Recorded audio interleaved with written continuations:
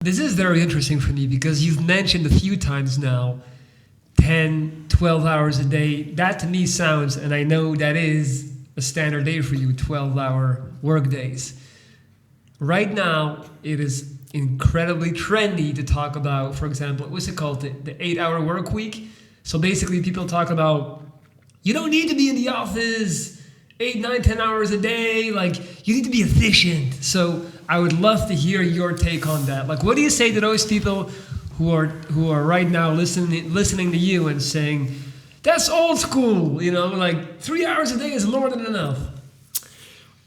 Yes, well, there's some value to that.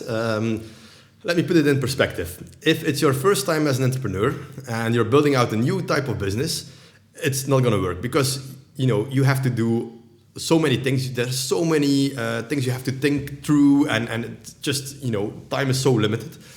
I think that becomes true as the business gets larger because typically you can hire people who take certain tasks out of your hands.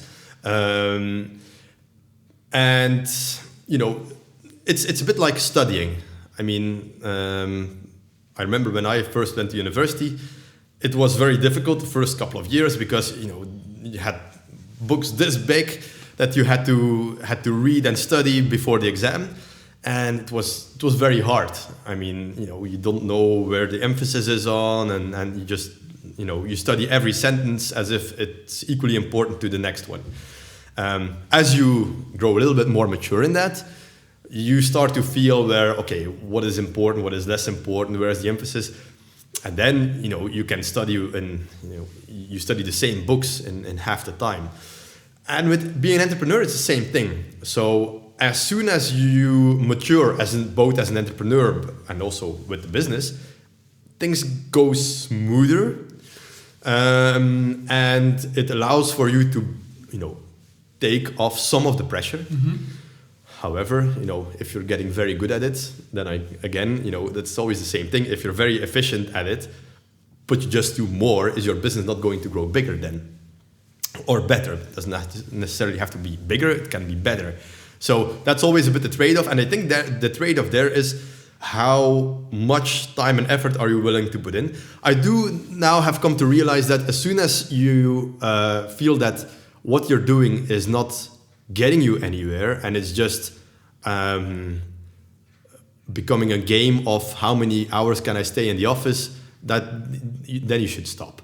And it's often a lot better to go for a walk or just go home and watch a movie and get some new ideas rather than just trying to win a thought up contest of who can stay in the office the longest. I don't believe in that anymore.